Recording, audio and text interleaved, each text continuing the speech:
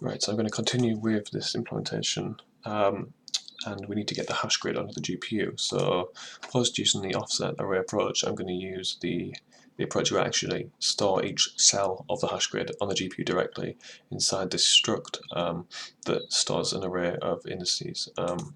And right now I'm just enforcing this max upper bound of 64 particles per cell. However, that might be problematic later, as we can't guarantee that some cells might not have more than 64 particles, especially if the cloth is dense. There's more vertices and those particles, and maybe the hash grid cells size are too big, and this could create problems. But for now, we'll just enforce 64, and it means that we're going to have we're going to have up to 64 particles per cell stored, which is 64 int32 indices, 4 byte indices per cell, and because we can't use pointers in compute shaders, means we actually have to explicitly allocate these for every possible hash grid cell, which is again the memory disadvantage I was talking about before, which the offset array approach would be beneficial, because on the CPU implementation, as we can see here, the actual hash grid, the hash grid itself, the inner array only stores pointers to these actual internal arrays themselves that actually store the triangle or the particle indices. So we only actually allocate that inner array if a particle hashes to that cell index. Otherwise, it's just left as a null pointer and not allocated.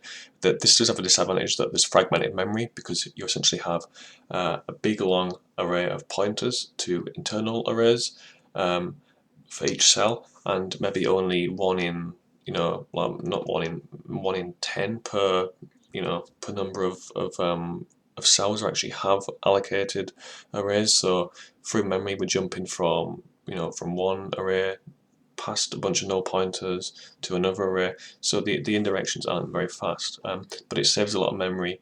It saves allocating cells that don't hash to anything, because even though the hash grid might have a theoretical upper bound of 1,000 cells, maybe only 100 of them will actually be filled by particles, the rest are empty. And because this is one disadvantage of hash grids, it's kind of more ambiguous what the hash grid defines in terms of translating that into Euclidean space. So if we're trying to think about, okay, well, what position might this hash to, there's no direct way of calculating that without actually doing the hash itself. So it's easier just to allocate cells as and when we need them, opposed to trying to predict what areas of the cloth will and the resultant hash grid will be allocated and what won't be. So because of this, and because we can't have that on the GPU, we're going to have to allocate. In this case, the default cell count for the hash grid is 1,000, so we're going to have to allocate 1,000 of these structs of 64, 64 particles indices, which is obviously going to be 64,000 times 4 bytes, which if you do the maths is 256,000 bytes. So not exactly that good in terms of memory storage, and maybe only I don't know 100 of them might be used, and then from that maybe on the average cell might only have 10 indices or 20 indices. So there's a lot of memory wasted in this, but it's a good naive initial implementation, and I might come back to the particle sorting approach afterwards, where we sort the particles in order based on the cells, and then we also store a second array which contains offsets from each element of that first array, defining the starting index of each cell, and that would mean that we only have to transfer a second particle array that's sorted and another array which defines the offsets, opposed to storing and transferring the whole hash grid directly onto the GPU. Now, the other thing is that this hash grid, the hash function itself, I'm going to keep on the host for now on the CPU. I don't see really much advantage of putting that on the GPU. So my workflow will be build the hash grid the same way we would on the CPU implementation, hash the particles to the grid, and then take the resultant hash, the values, the topology from the result of the hashing, and transfer that onto the GPU in the method just described. So we're going to have a buffer that contains these, so basically an array of structs of arrays. So we need to copy this structure into compute so it matches. And like I said, it's going to be kind of similar to what I did for the particle constraints, where we stored per particle lists of constraints. In this case, we're storing per hash grid cell lists of particle indices. So it's a very similar concept. So we're going to have a struct. We're going to call it cell index list, and we're going to have int array. And now, obviously, we need to be careful here with the types. So we know int32 maps directly to an int type in compute, which is a 4-byte integer. So we'll have cell IDs, and we're going to put the upper bound 64, and then some count, which is actually the actual used amount of those indices, which will vary per cell index. So that's all we're going to do for now. We also are going to set up the structured buffer. So we're going to use a read-write structured buffer. I'm going to actually use the same particle scratch and particle buffer that's used in constraint solve, because obviously we can just reuse the same buffers for this operation. But we do need a separate type of buffer, which obviously needs to contain these. They're the cell index lists, and we'll call this I don't know, call it HG for hash grid cell indices. Cool. Forgot a semicolon there. Okay. Cool. So now we need to actually go back and start doing the compute implementation. So for creating a compute shader in Unreal, we need to derive a class from the fglobal shader class, and then use a bunch of macros to basically tell Unreal that it's a global shader and a compute shader. So we also have these parameter structs, which are basically a way of passing uniforms or constants into the compute shader. I don't actually know at the minute what constants I'm going to need, so I'm just going to leave that for now, and we'll come back to that if I need any. But we do have a common set of methods that we inherit and override, although the only ones I'm actually using for now is just this should cache function, which returns true. We have two constructors, a blank constructor and the constructor that takes this shader initializer, which we'll see in use later on. The blank we do actually implement a default empty constructor, because I've got errors before when this hasn't been implemented. Maybe technically I should be checking what those errors are rather than just appeasing the compiler by implementing an empty constructor, because that could lead to some undefined behavior. But for now we'll just leave this, and we'll check back on that later. We then have a bunch of member functions which are directly for setting the buffers, and one thing to note is this shader doesn't actually store the buffers directly. It stores a representation of them called fShader resource parameter that is then passed to the shader for operation. But the actual buffers that we pass into these, almost like references, are stored on the CPU, and can are either stored in the component as members, or just created each time step passed and then destroyed.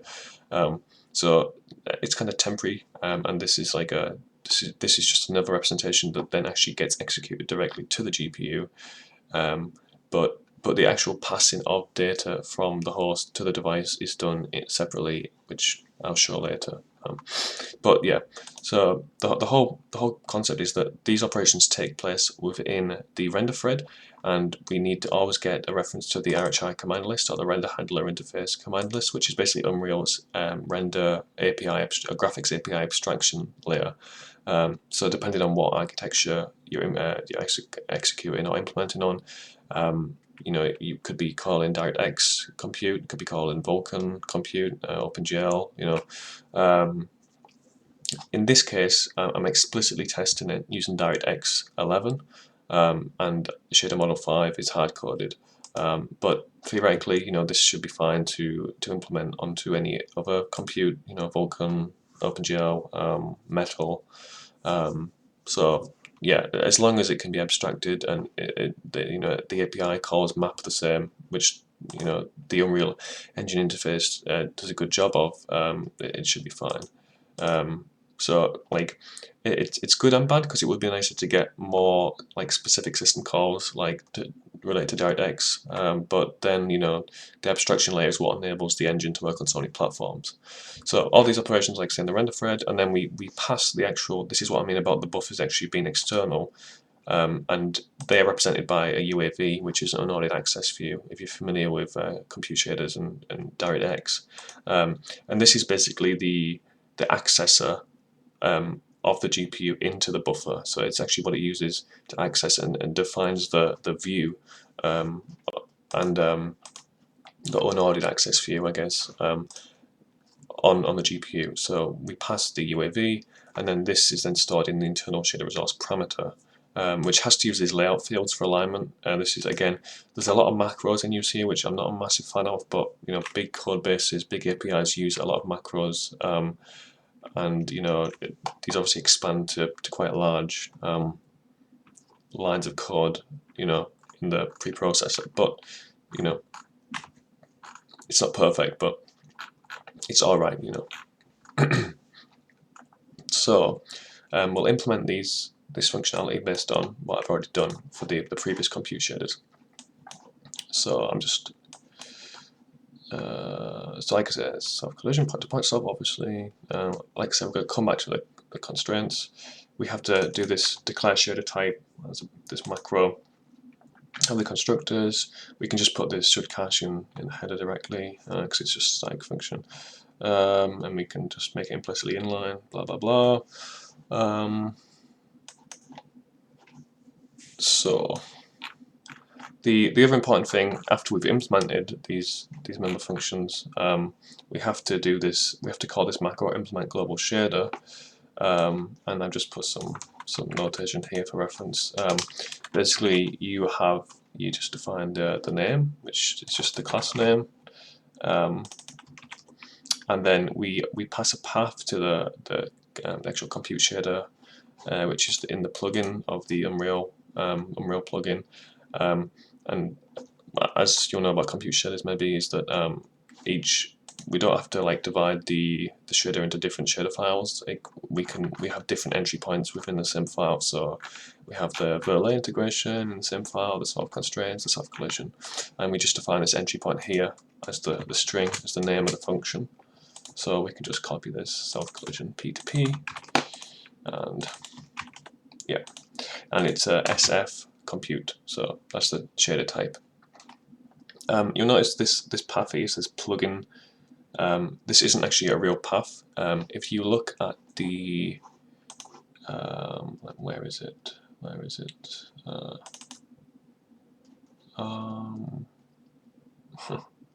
Going crazy now. Oh yeah. So if you no, that's not it.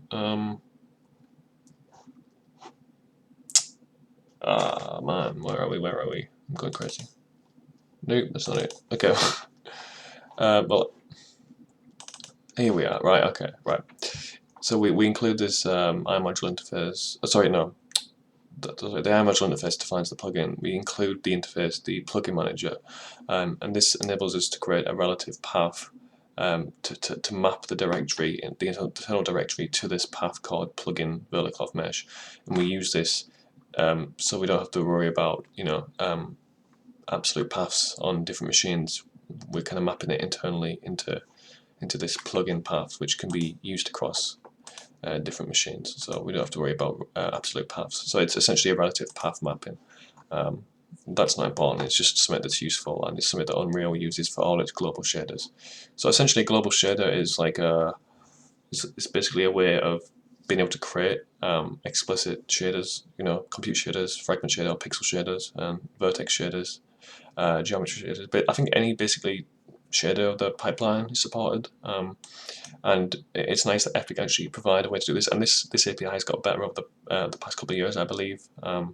So, like unlike something like Unity, where you can basically just make a compute shader directly, like as an object or a component, it's a bit more abstracted here, but and a bit more. It's not so much it's abstracted, but it's also at a lower level at the same time, because there's all this type of boilerplate code that has to be written. It's not like a nice encapsulated object, but that's fine, it's at least it's doable now, and this is what we're doing. So yeah, let's implement these functions. A lot of them we can just actually copy from the constraint compute shader, and I'm actually just going to do that. I'm just going to copy the constructors because they're going to be nearly the same. So let's create a nice new section here, which we'll call, and we have the shader initializer. Now, obviously, our resources are different here, and we have to do this bind call here from these shader resource parameters. They have a bind method which has to be called in the constructor, and then we use the member name in this text string here. So unlike the constraint compute shader, we just have 3 buffers. We have the particle buffer, the scratch buffer, and the hash grid indices buffer. So we can keep the scratch buffer and the indice buffer, but we need to implement this hash grid indices buffer, and we're going to bind and call that hash grid indices buffer. So, you know, very simple. It's just boilerplate that has to be written, but you know, it's not too bad.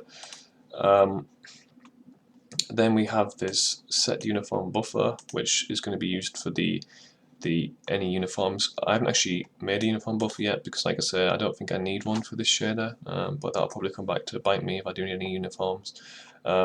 So for now, I'll just comment this out, and I'll comment this out, but I will just write it correctly so I can come back to it easily.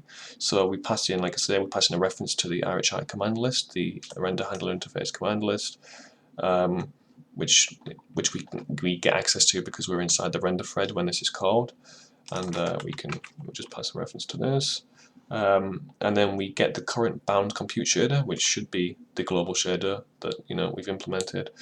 We get a pointer to it, and we set the uniform parameter buffer parameter, pass the command list to the bound compute shader, and then this call get uniform parameter, which will get all the parameters from here. From here, and pass them to the compute shader so we can access them, like you would access constants or uniforms in a normal HSL shader. You don't actually need to redeclare them in the shader, which is nice.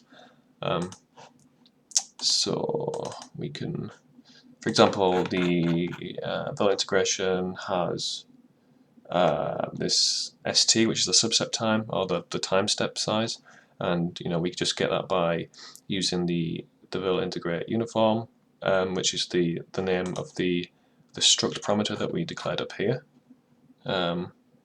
when we implemented it, because I forgot to mention that we also have to do this implement global shader parameter struct, and for example here it's called Verlet integrate uniform, and then from that we get access to those constants or those uniforms, and we can call them in the compute shader without redeclaring them. So it's nice, but like I said, I'm not going to use that for now, so we'll just skip over this.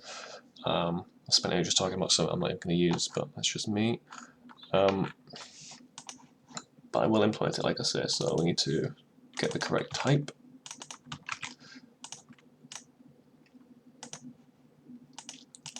And I'll comment this out. Oops. Okay. So now we need these functions to implement. And actually, the bind particle scratch buffer we can just copy from the previous compute shader because they're exactly the same. Although you can see my obvious mistake here, which I forgot to fix, is changing the name, which I'll just do in a second.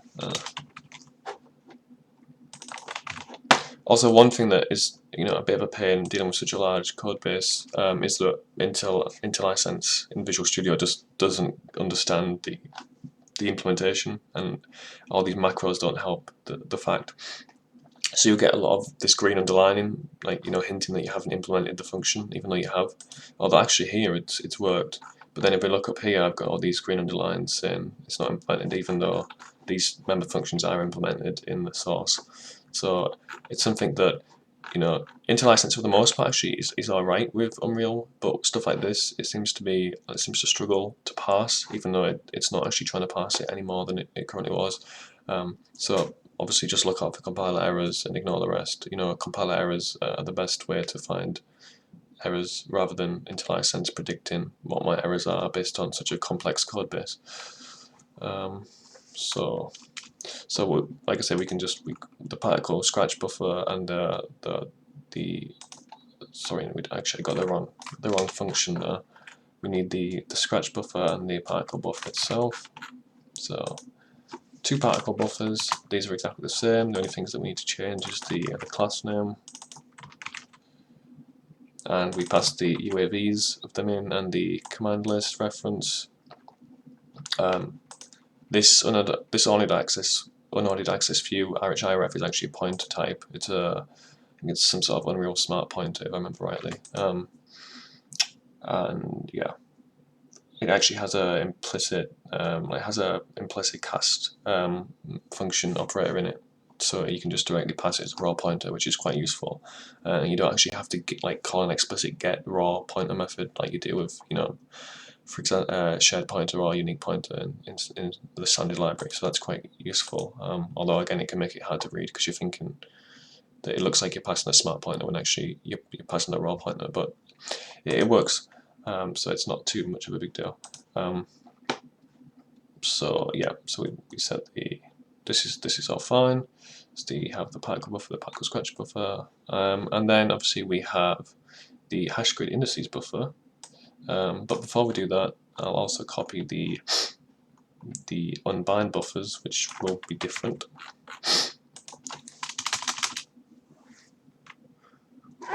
Excuse me, hair fever.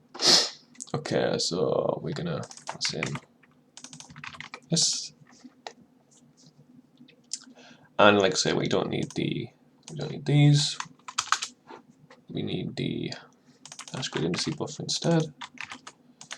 And this basically is just unbinding them. You see that we're passing in an F unordered access view RHIREF with a default constructor, which is essentially the same as passing a null pointer in, and it basically just wipes the current bound state of the buffers, because once this compute shader evaluation is over, we don't want to leave these buffers bound into the current state, because it could create all sorts of problems. So always will explicitly call unbind buffers, and opposed to implementing individual unbind buffers for each buffer, I just have a single function that unbinds everything, you know. So yeah, we assume that the UAVs are bound to each buffer. We probably should check first. I did write that comment, but no exceptions are thrown currently from not checking, so it's fine. It's not like if it's not bound, it will throw an error saying you're trying to unbind a not bound buffer. It just won't do anything, so that's great. And again, the same. We just get the bound compute shader from the current scope, and we then use that to unbind the buffers from that scope. So yeah, the final bind we need is the bind. We need the bind hash grid indices buffer. And for this, we're going to be passing an unordered access view RHIREF to the hash grid indices buffer UAV. So be hash grid indices buffer UAV, which we're gonna create later on. And we get the correct bound compute shader, blah blah blah, set UAV parameter, bound CS, and we're saying that we're setting this relative to this hash grid indices buffer shader parameter, this fshader resource parameter member from this past UAV, this RHI reference, UAV RHI reference, just like so. So it does make sense, and like I said, these are just like an intermediate storage for the buffers when passed the GPU, but the actual buffers obviously are passed by passing the UAVs to this F global shader. So that's good. And that's it. Like I say, it's ironic that I just mentioned about the underlining, and it's actually worked here. It's correctly identified that I've implemented these in the source file. but I'm sure that might change once it passes the code again. It'll probably show more errors, but it doesn't matter. Like I say, compile errors are all that matter. Although I have got some sort of error up here apparently. Not sure where. That's just because the header's changed, I think. Okay. Technically, I need to implement the global shader parameter struct, like I said, but because I'm not using one, I would put it there, but I won't use it. So technically, I need to implement this compute parameters, which I'd call, I don't know, like Verlet. I don't know, I probably shouldn't be using Verlet for the prefix because that's confusing with it being used for integration, but just call it like self-collision uniform, something. But not gonna use that because I don't need any uniforms for this at the minute.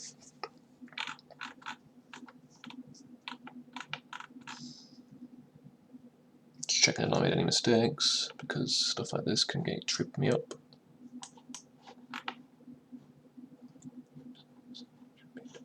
Check that the entry matches. Okay, cool. So that's one part of the boilerplate done. That's the shader object itself, the global shader. We now need to create the buffer of the hash grid and pass it to the device, and we also need to pass the particles to the device as well. So I have a function here called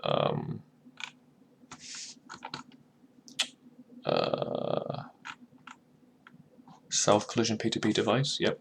So originally, I'd create a hash grid object and pass the pointer to the hash grid to the self-collision function on the host. So this is multi-threaded. So I'm going to actually comment this out because actually no. I'll comment this out and I'll just call the GPU self-collision method for now if I'm using self-collisions while I'm implementing this, and then I'll add a switch to choose if we want GPU or CPU version later on. So we can just say like kind of what the function's called now.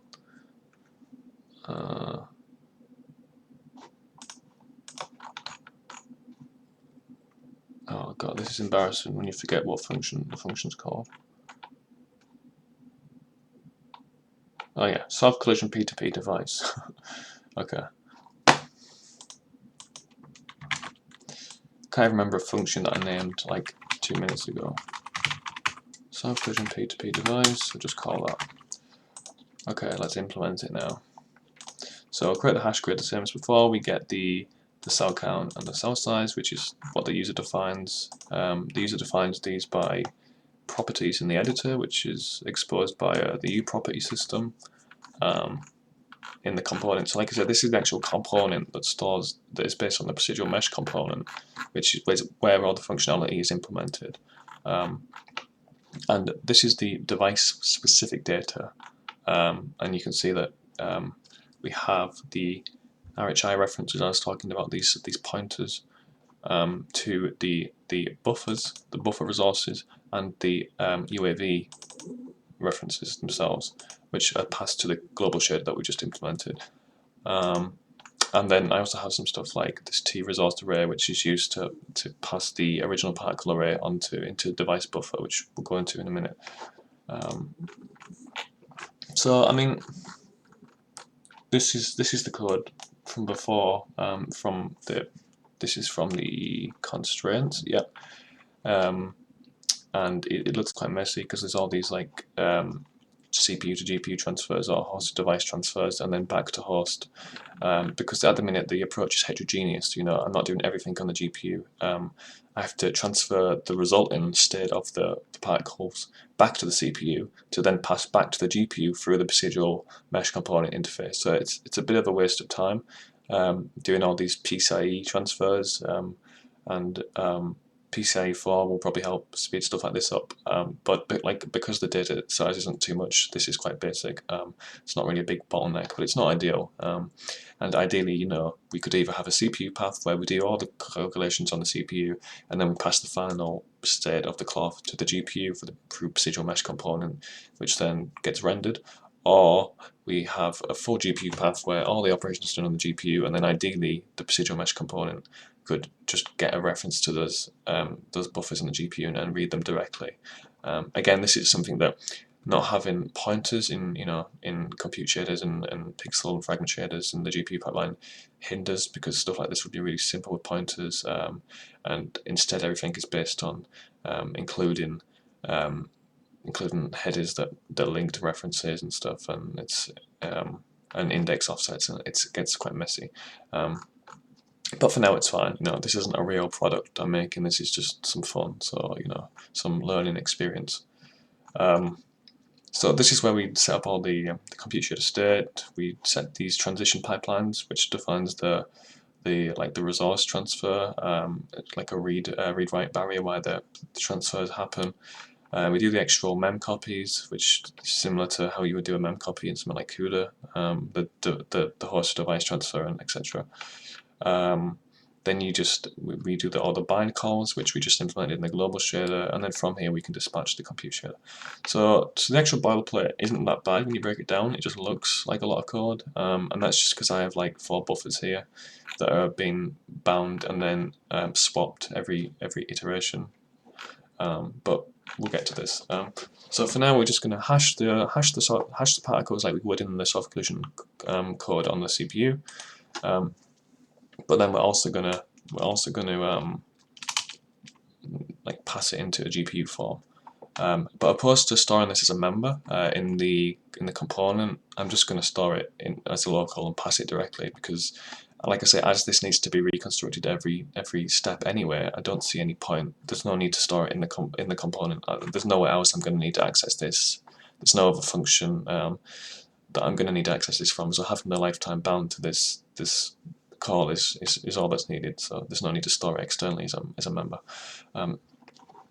So luckily, I actually gave public access to this, so I can access the hash grid array outside the hash grid class, which probably isn't the best object-oriented design implementation, but it again, it doesn't really matter so much, and that's just done using a friendly class. So I'm just I'm going to loop over each cell of the hash grid, and regardless whether it's allocated or not, I'm going to then copy. Well, actually, I will have to check if it's allocated. If it's not allocated, then this hash grid, whatever I called it, this cell index list will be empty for that cell, and if it is, then we copy up to 64 maximum particles. So let's say for actually, we actually need to create a temporary array, which will define the buffer, which will define the initial state for this buffer, this structure buffer here, cell index list buffer. So we're going to use a resource array, because if you look, I've got this function up here which does all the initial setup of the particle and particle scratch buffer, and to create this device representation of the host buffers, the host array, should I say, we need to actually pass some information, this FRHI create info, so the API knows what kind of like shape or size the buffer is and how its data is laid out in memory. And we get that by using this resource array, and you can create them from a standard T array, or you can just by just copying them into a resource array from copy constructor, or you can using this create info, or you can just use a resource array directly, which is what I'm going to do here. So I'm just going to copy this code again. You know, lots of copying, but that's the beauty of having this implemented already. You know, that I kind of know where I'm going. So I'm going to create a T resource array. I'm going to call it temp hash grid array, so not temp hg index array and then I'm going to initialize it with the cell count, which is the cell count, which is the total hash grid size, regardless of if any of those cells are allocated or not, because like I say, this has to all be statically allocated on the GPU to pass to the GPU, obviously, because it's been serialized. So again, it's a shame that we haven't passed 1,000 cells that might not actually be allocated, might actually not have any particles in them, but we have to treat them as such. So this is where the memory inefficiencies come in again. And we can't just do a straight mem copy. We're actually gonna have to loop through this and pass it into this array. So we'll just grab this for we use cell or c equals 0. So less than. We're gonna grab the hd point dot cell count. We don't need this. We can just get it from. We can just use this. Yeah. Now we're gonna grab the T array, and we're gonna check if it's null or not. And if it's null, then we'll set the obviously this needs to be set to this cell index list here. And if it's empty, we're gonna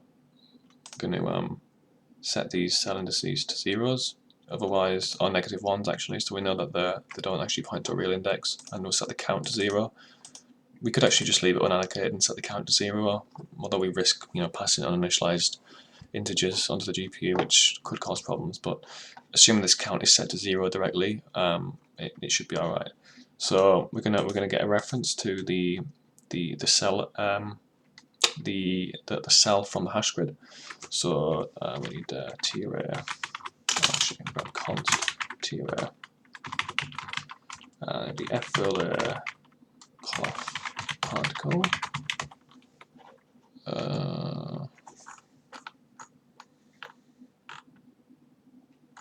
So we're basically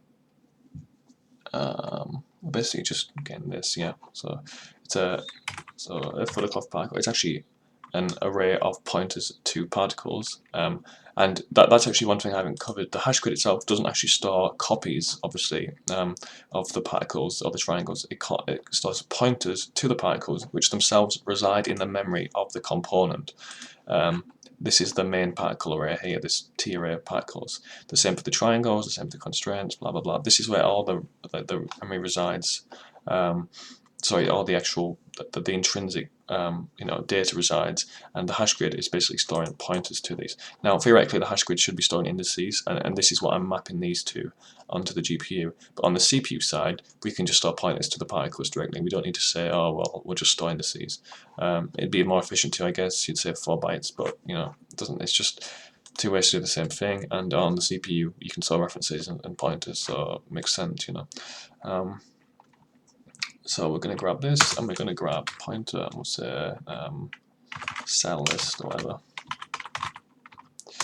And we'll grab the, like I say, this is it's public access. It's a friend class, so we can just access the HD value directly, which is the inner array, and we're going to access it for this cell.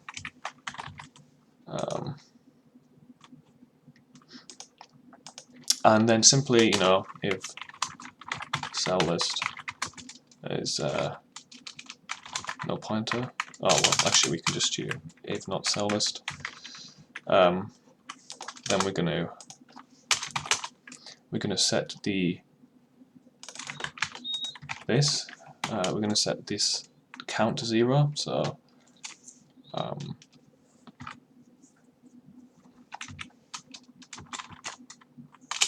cell.count 0, and I'm kind of tempted. I might just initialize them to -1. Oh, actually, that's a good point. Actually, the constructor already initializes them to -1 by default, so I don't risk passing it uninitialized memory. I should have noticed that before.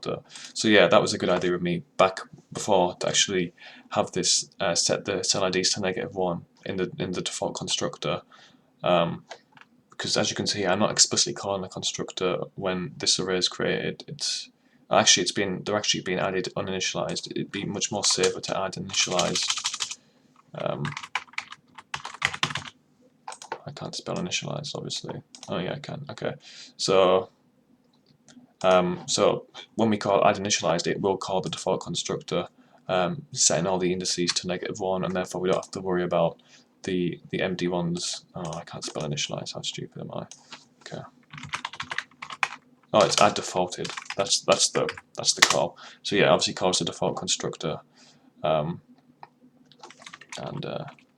we need the cell count. So that's that.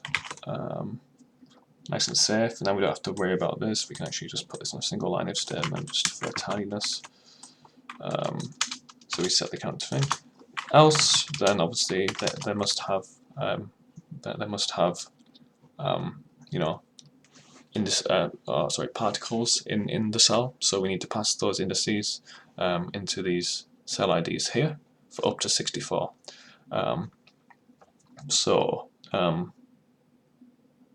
We could check here if there's more than 64 and just give me an exception so I can see if there is actual cells in the current implementation that have more than 64 particles, but I'm not going to worry about that for now. That's something I'll come back to later. Probably will bite me in the arse later on, but we'll see. So we're gonna grab. Actually, you know, just for tidiness, I'm gonna grab a reference to this guy. So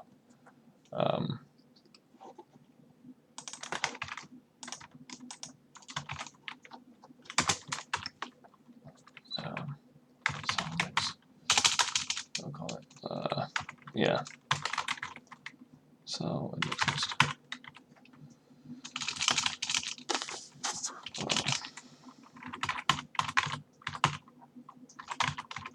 coming up with variable names is just like a nightmare for me sometimes. And we'll grab this temp C, and then we can just reference this directly. I mean, we could just reference this directly.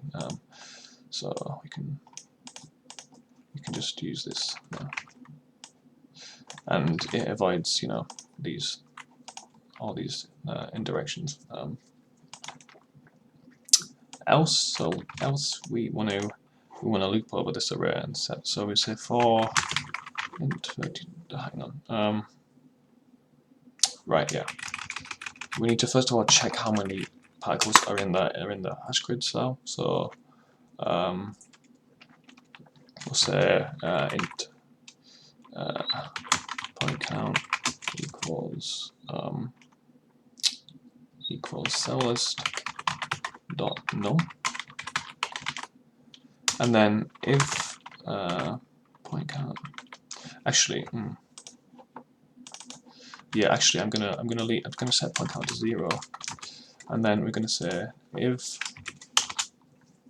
the cell list dot null is more than 64. Actually, I'm gonna do this as a single line if statement. I'll just say cell list dot null more than 64. Point count is equal to 64, because like I say, we're going to clamp to the upper bound of 64. Else we'll put point count to whatever the actual point count is, equals cell list. No. Okay, and then we can just loop through the cell list and get the indices, get the particles, and then map them onto indices. So we'll call this CP for cell particle equals 0, less than plus CP, and we'll then map these into this array here. So we'll say temp index list dot cell IDs CP equals, and then we'll get the current particle from the cell list. So we need to dereference this now.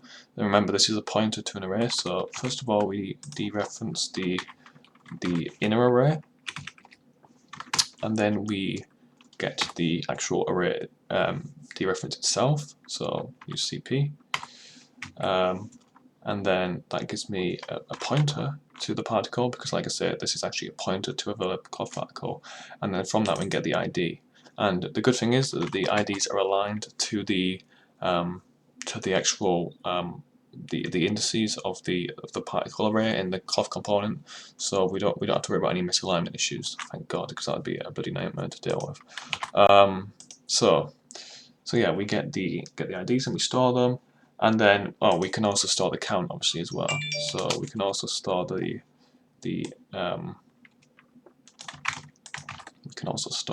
temp index dot list dot count would be equal to point count. Okay, and I'm just gonna do some some notes here just to say, check if particle, check if hash grid is empty. Sign. Come on now, sign 0 count. Else we pass cell particle indices up to max to upper bound 64 to cell index list.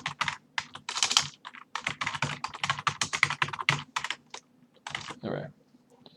Okay. Okay, great. So now we have this. We don't need to do this mem copy anymore, because this mem copy essentially will just be copying some data from the host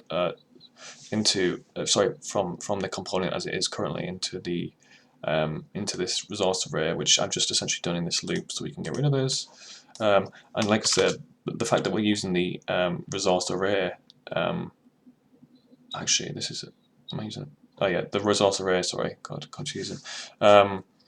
Means that we get access to this FRHI resource create info, which takes in the T resource array type, and we can then use this to define the layout of the buffer, to define the buffer to pass to the GPU. So like I said, opposed to actually storing the buffer as a member, we're going to store it internally. So we're going to create an F-structured buffer RHI reference, which we're going to call hash grid index buffer, or whatever I called it. And I want to make sure my naming is consistent, because that's one thing that I normally fuck up. There we go. We'll call it hash grids indices buffer. And then we also need a UAV for it as well, obviously, so we can access it. So we use a structured buffer on F unordered access view. Well, F unordered access view RHI ref, and we'll call this hash grid indices UAV. Now, if we look at like I said, because all this stuff is stored in the component, I do a single call to set that stuff up, and then replace it dynamically each step. Whereas, like I said, this time I'm actually just creating it locally within the function. So we can reference my function called compute setup, and I'm actually gonna.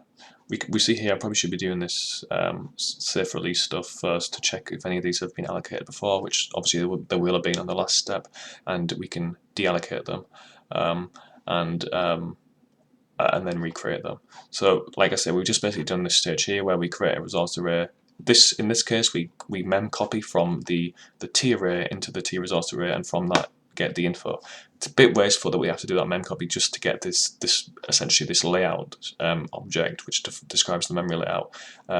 But it's only, again, the data is not massive, so this mem copy is worth it.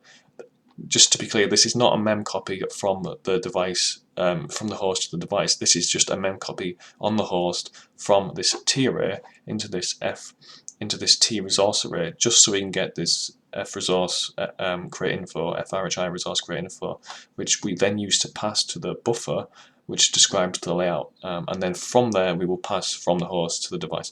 So it's a bit confusing, but you might just think, well, why don't you just use T resource arrays directly rather than T arrays? Well, we probably could, to be honest. I guess I probably could. In fact, I do for the particle constraint device list here.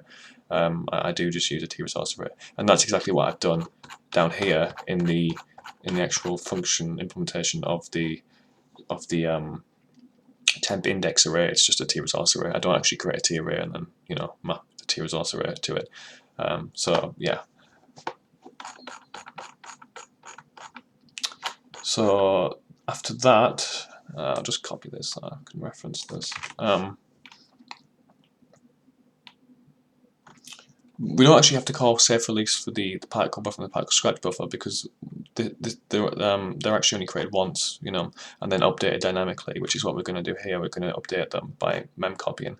But the hash grid indices buffer has only been created this one time, and therefore, in fact, we don't even need to check if it's been deallocated and release it, because this will actually have to release explicitly at the end of the function call, because like I say, it's been created in the function body, initialized. Its data has been passed from the hash grid. It's going to be sent to the GPU. The GPU is going to do its work, and then we discard it. And we only keep the returned particle data, and that's going to happen every single time step. I've just completely lost where I am now. Oh yeah. So like I said, we don't actually have to check if it's allocated because we assume it is, but probably for safety we can do it. So we'll say if hash grid indice buffer is valid, then we'll release it, which essentially calls the destructor.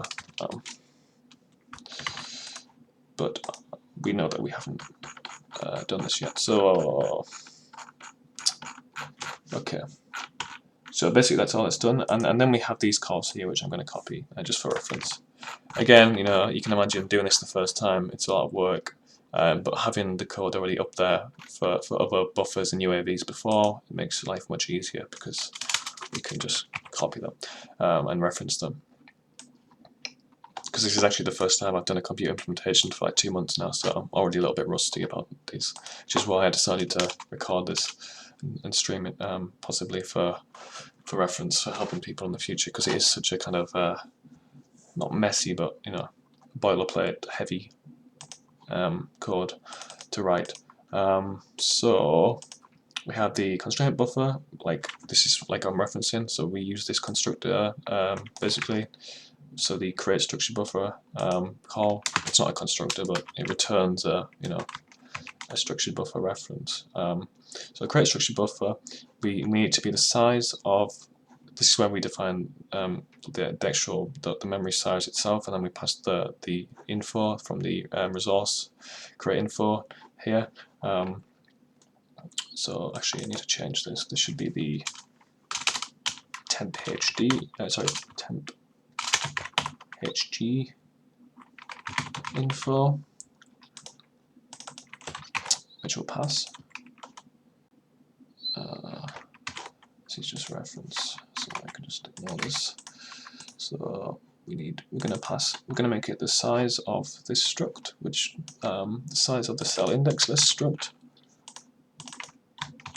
And then this is the total number of them, so it's obviously size of the cell index list times the cell count, because that's how many cells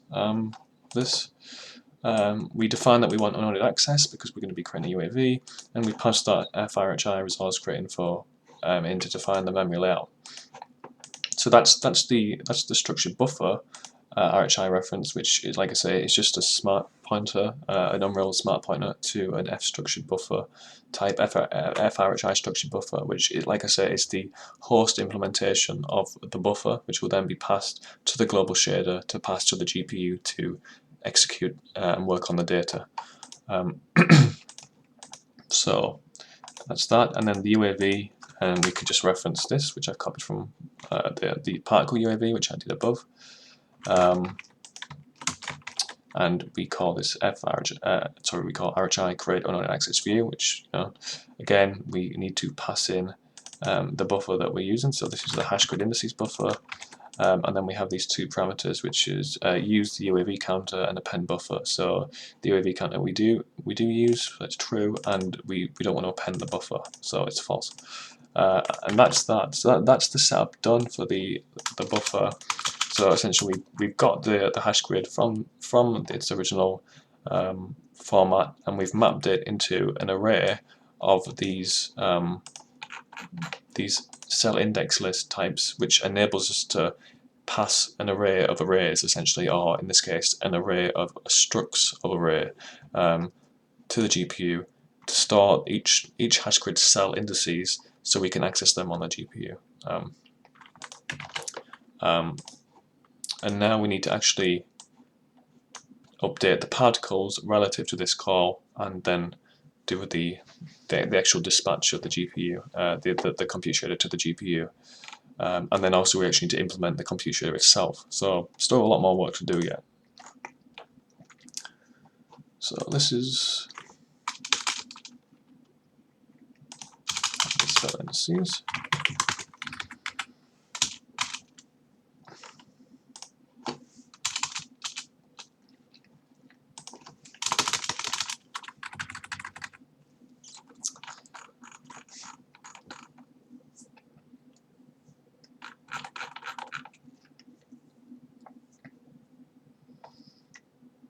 Now, these calls here could actually be done in the render thread directly, but I'm going to do them outside the render thread.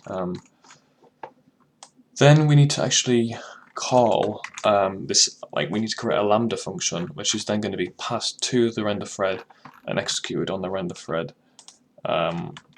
So it's basically enqueue the render command, is what it's called. This is a macro, takes a Lambda function.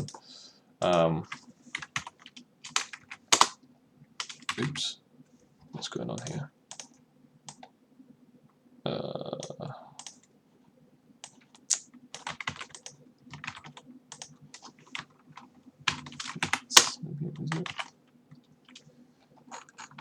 This is the problem with copying and pasting code, you know. I didn't want this to just be like, look, I'm copying and pasting code. This is my own code that I've wrote. I'm just, because it's so much code, you know, it makes sense to reuse it than just writing it from scratch, because it's so much.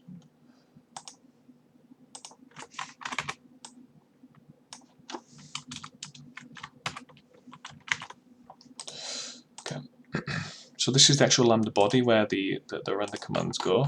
And I'm just checking I don't miss something out. Oh yeah, this needs to this.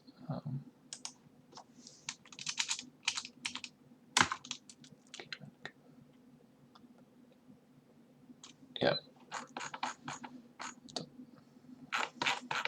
it makes more sense to actually put it like this so that you can actually see that. Oh man. Okay, so back. Fix this now. This alignment. Okay, so evaluate self collision. Should get rid of this.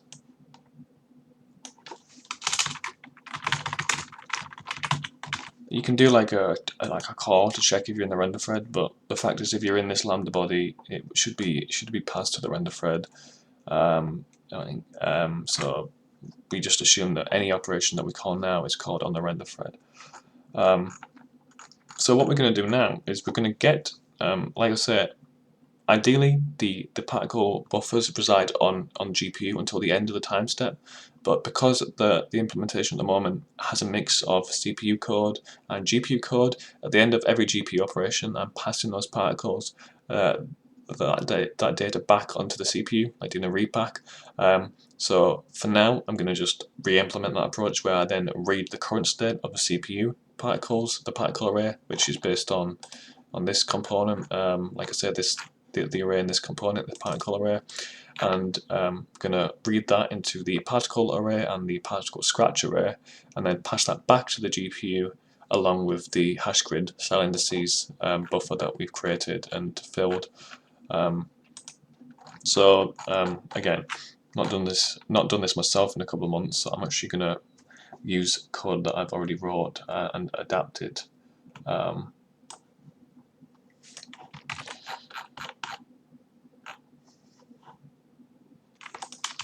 going to move all these debug functions out of the way because they're just a mess, right? So the first thing to do is we need to, like I said, I'm hard-coded in shader model 5 at the minute. And then we need to create an instance of the compute shader, which is the global shader we created, and we pass this to this shader map reference. So we're gonna have it be a Verlet, whatever I called that compute shader, which I forgot already. Let me have a look.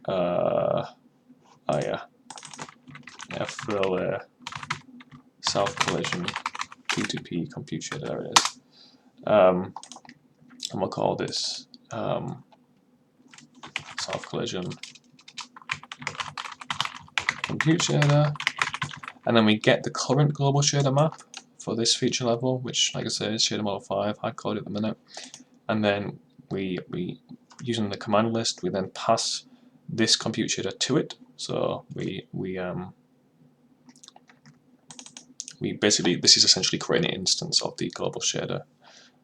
So we use self collision compute shader, and we call get compute shader, which then gets it into the map.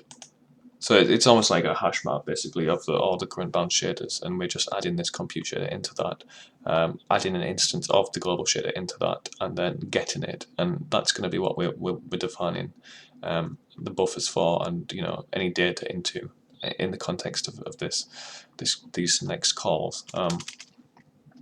So I'll just probably change that so it makes more sense. This is the self collision compute shader.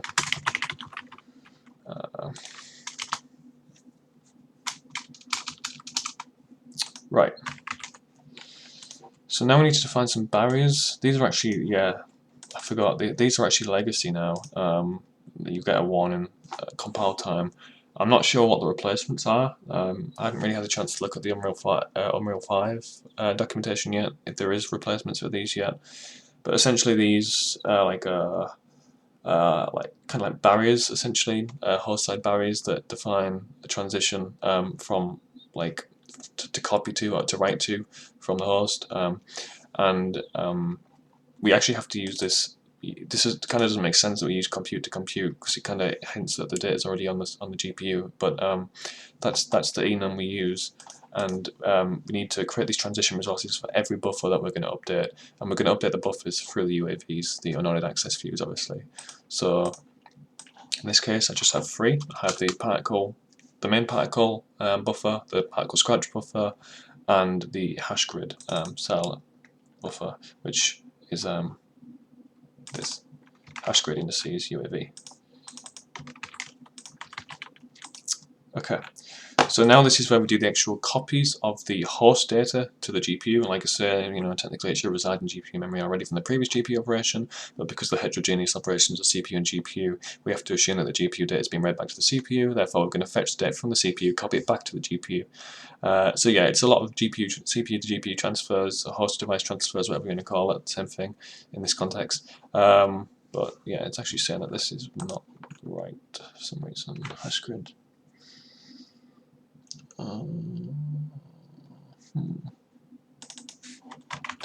That's bizarre.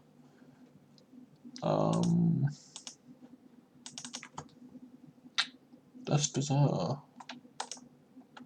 But did I miss a step out? Is it because it's not? Oh, actually, yeah. Obviously, this should have been done.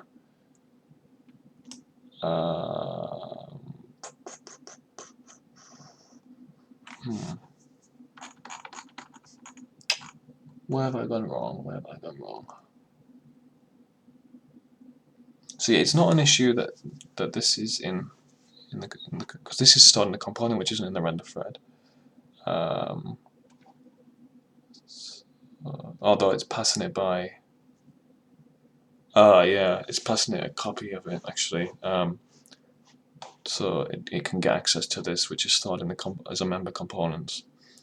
That's bizarre though. I should be able to pass a reference to this this buffer in UAV through the Lambda. Maybe I can just pass it by reference. I'm gonna do like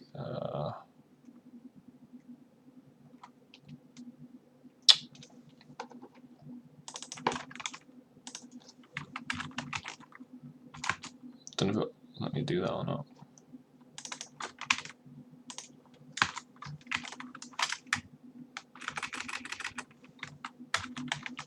I'm actually surprised that it copies this. It doesn't actually, it copies the this pointer, which I guess doesn't matter because it's just a pointer. And because I've gone to the extent of not actually storing this structured buffer and this UAV in the component, which is like what I was against doing, because I thought it would be cleaner to just have them as local variables within the solve collision function. It actually means that they actually have to be explicitly passed to the render thread, to the Lambda that's going to be run on the render thread, because all that's typically passed is this, you know, a pointer, a reference to a copy of the this pointer to the component class, and because these are obviously in the local scope of this function, we have to pass them directly. So I'm just going to pass them by reference, and that seems to have resolved that problem. So yeah, that's good. I mean, obviously the way around to avoid passing references would just to make them members and they'd be passed through this pointer, but you know, that doesn't matter. This is fine now, so as long as that's working. So now we're going to do the transfer. So first of all, we'll define that the buffer size is going to be the size of the Verlet Cloth particle struct, which again is mapped one-to-one from the CPU to the GPU. As you can see, we have this, and all the sizes of these data types matches the CPU, so there's no memory alignment issues, which is very hard to debug and deal with. So we know that float 3 position maps to a 12-byte memory, like 12-byte struct. Sorry, yeah, it's 12-byte struct in memory, which is 3 floats. Although I believe it aligns to a 16-byte boundary. So. Which is the same as the CPU implementation of F vector, because the positions are stored using the F vector. We have this int vector color, which is stored as a float 4, which technically means we can't access the color on the GPU, because we're basically implicitly interpreting the integer values as floats, but we don't need to access the colors at the minute on the GPU, so it's not a big deal. So yeah, we basically do that, and we're going to get the particles, get data, which is the T array, the particle T array from the component, which here, and we get data, which basically just returns a pointer to the first element in the array, and then we use this RHI lock structure buffer function to actually to get the dest pointer, which is the actual the GPU, or what will be the GPU buffer, which is this in this case the particle buffer, which you can see here, structure buffer, and we memcopy into it. Using the UE4 memcopy. We don't use the standard library memcopy, the C standard library, and then we unlock the structured buffer. That's simply it. So it's just like a CUDA memcopy, like a host device memcopy, and we're going to do this for the scratch buffer. Sorry, this is the main particle buffer, and we're also going to do this for the scratch buffer. So I believe I did this above. I probably should just be able to copy this. Oh yeah, there. So we have the device particle buffer and the device scratch buffer. So this is host to device transfer.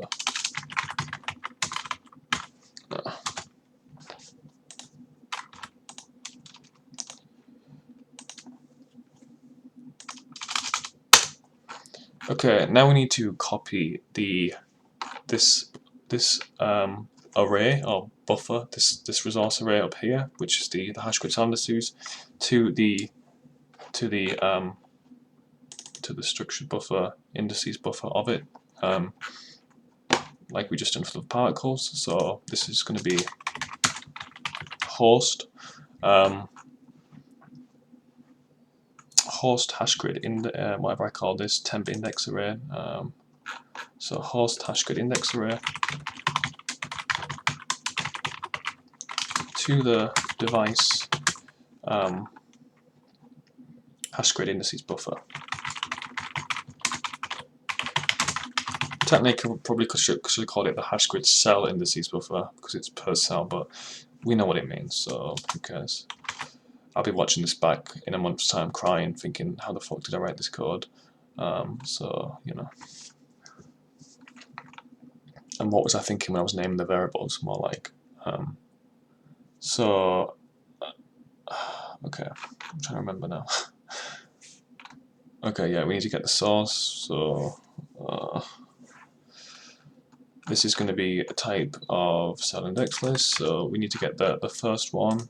So source pointer, we go to the resources array, this temp array that we just filled. And we're going to get data, which gets the pointer to the first.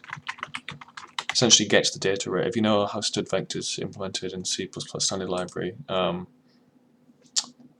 you'll know that get data or get returns a pointer to the first element in the actual internal array that's allocated on the heap. Actually, it might not be allocated on the heap. It depends what allocator you use, but technically, I mean, typically it's allocated on the heap. And this data pointer is the actual internal array, the raw array. So this is the first element, a pointer to that first element. Okay, you've seen that it's giving me an error again. This is obviously because this hasn't been passed through this. So I'm going to have to explicitly pass it to the render thread again by reference. Not the best, but you know, it's by reference, so it's not like it's that much data. It's just an 8-byte reference, or a 16-byte reference actually. So I'll pass the reference to this temp index array. Really should change that name. And now I'll be able to access it in the render thread. Inside this Lambda that's going to be executed on the render thread. So we get the data, and then we need to get the destination.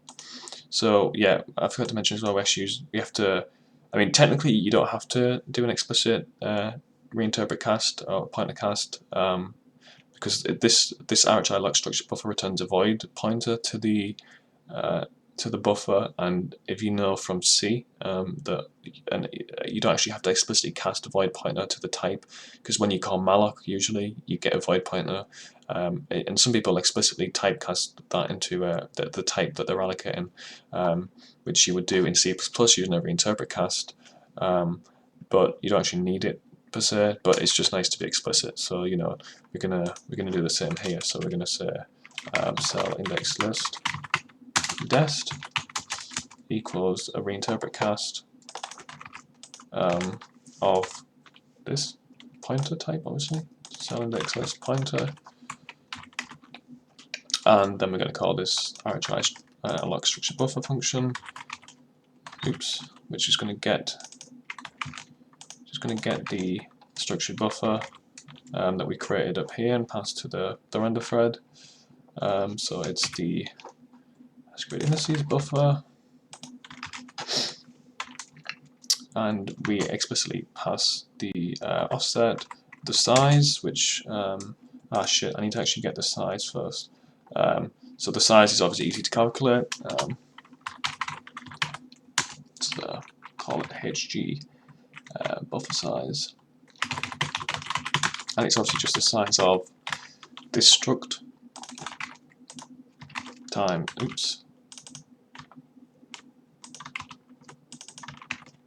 size of this struct times the number of them in the buffer, which is obviously the cell count, and then we can just pass this to HG buffer size like that. Okay, I've got an error for some reason. Yeah, then you also need to pass in this enum, which is write only, just so that we're writing to it, and we don't need to read from it, because this is a copy, obviously. This is dest, not dt. Oops. So we're copying from the host to the device. Now, like I said, this buffer isn't actually on the device yet. It goes onto the device when it gets passed, when the UAV gets passed to the compute shader. But it's kind of like the whole OpenGL thing. And this is the whole point of having an abstracted API, which is a bit problematic. It's like we don't know actually when the buffer's on the device, because it's kind of hidden behind the RHI API, like the abstraction. But we just assume that this is where we're actually copying it onto the device. So this state will be copied to the buffer, which then will be sent to the device at some point in the near future, so the device can then read it when the global shader is dispatched onto the device for execution. So that's what we're going to do. Okay, and then finally we need to do the unlock structure buffer now that we've done the copy. So we'll call unlock structure buffer hash grid indices buffer, and now we have all the data passed to the GPU for this iteration, for this dispatch that we're going to do for the operation. So now we need to actually think about how are we going to dispatch this compute shader and execute it. Now you can see above, this is where you would create the uniform buffer, the constant buffer, if you want to pass uniforms onto the compute shader. I'm skipping that for now, and I'm not going to be calling this set uniform buffer function, because like I said, I just commented it out for now, because I can't think of any uniforms I need on the GPU for this operation, although I probably might do soon. So now it's essentially as simple as dispatching it, and then we need to copy it back onto the host, the data retrieved from the GPU.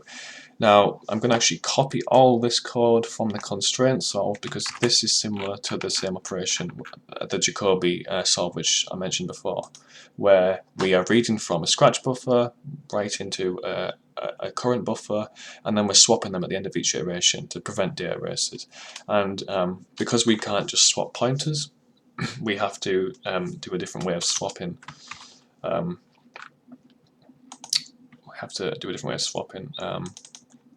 Which is what I implemented here. So first of all, we need to know how many threads are going to be in the thread block, which is easy. You just divide the particle count by whatever thread block size you're using. So I'm saying that I'm saying each thread block has 64 threads, and therefore I divide the particle count by the number of threads, which gives me the number of thread blocks I'm going to need. There might be some overhead, but that's fine as long as we have more than enough. That's why we use the ceil to int, so we're actually rounding up, not down. This guarantees that we'll have enough thread blocks to cover the threads we need to map to one particle per thread, because this compute shader is executed per particle, and thus, the threads depend on the thread count is mapped directly to the particle count. So threads represent a particle, and in the compute shader we then obviously get the thread indices here, and we map that back to the particle which we retrieve from the particle buffer. So just check that this is all good. Cool. So yeah. So this is not constraint iterations, this is self-collision iterations.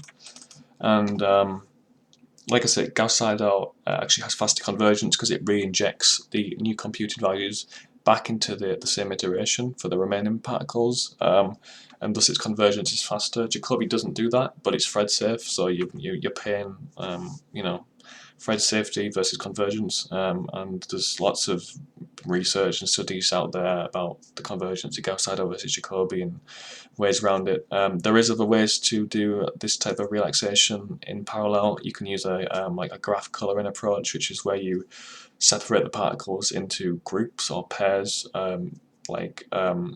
clusters, basically in a connected graph, and you only evaluate particles that don't depend on each other. But that means doing lots of smaller, like Gauss-Seidel style iterations, and it causes a lot of synchronization stuff.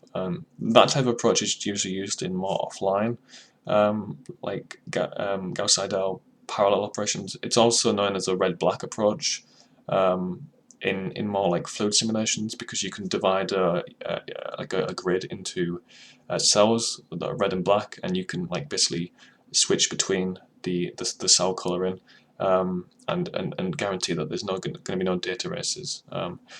But yeah, that's not really relevant to this. So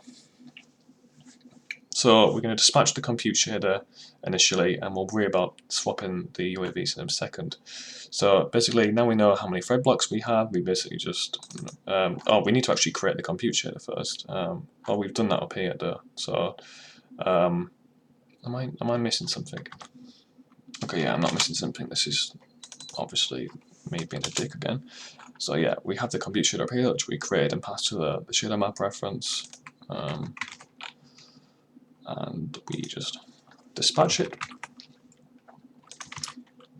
We have the particle count, and then the other two dimensions of the thread block is just set to 1 because we're just using a single 1D access, like a 1D array, a 1D particle array. So we're not actually we just set the other dimensions to 1. Don't set them to 0. Set them to 1. And then, like I said, this actual will map into individual threads within the thread block that map to individual particles that we read from the particle buffers.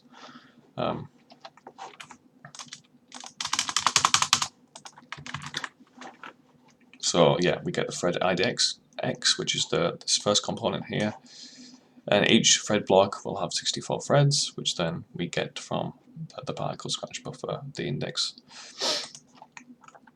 Okay. Now we need to swap the buffers, the particle and the particle scratch buffer at the end of each iteration. So we read from one, we write to the other one, and then so we read from the scratch buffer, write to the non-scratch buffer, and then we swap it. So those two, we're now reading from the scratch buffer that was written to in the last frame and writing to the buffer that was read from. And it creates this data loop, which means we get feedback without causing data races. So the best way of doing that in the CPU implementation, I would typically use just a pointer swap, but here I explicitly have to call these bind particle and bind scratch buffer functions, which implemented in the compute shader, the F global shader that we implemented beforehand.